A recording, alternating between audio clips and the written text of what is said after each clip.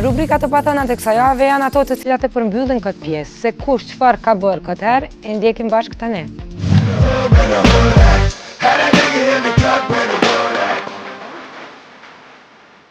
Edhe një koncert madhor po i vjen Prishtinës.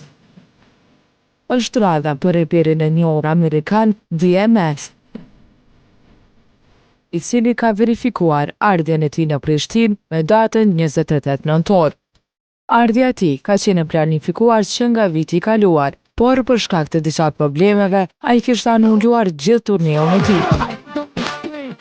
Në faqen zyrtare të DMX figuron turneu europian, në të cilin është përfshirë edhe Kosova.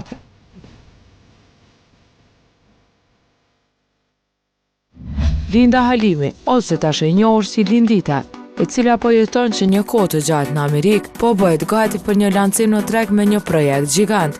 Pasi Preve kontaktoi me të, ajo bëri të ditur që është duke punuar me kompaninë më të madhe të muzikës në botë, Sony Production. Linda në këtë projekt është duke punuar që më shumë se 7 muaj dhe pritet të jetë debutimi i saj më i madh ndonjëherë. Mikel Dusi është emër i njohur në skenën kinematografike në Amerikë, me prejardhje nga Kosova. Mikeli, i cili ka qenë pjesë e shumë projekteve të njohura filmike, ka luajtur me aktorë të njohur, po sjell filmin e tij më të ri, të quajtur Mikey Boy. Ky projekt është një film komedian, i cili do të lancohet këtë ditë në Amerikë. Në këtë projekt bëhet fjalë për 2 shokë të cilët udhtojnë në 3 kontinente dhe çka ndodh me ta gjatë këtij udhëtimi. Në këtë film përmendet edhe Kosova, traditat tona dhe shumë gjëra të tjera interesante e komike.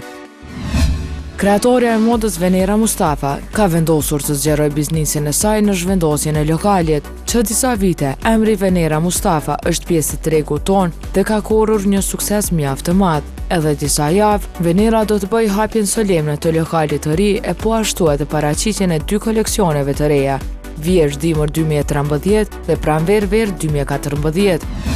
DJ i njohur shqiptar Sab ka prekur një tjetër sukses. Bashkëpunimi i tij me Rafa Barrios në këngën Illusions ka arritur të klasifikohet si një ndër këngët më të mira në Beatport. 130 DJ nga e gjithë bota, këtë këngë e klasifikuar në top 10 të zhanrit Tech House e në top 75 të gjitha zhanreve.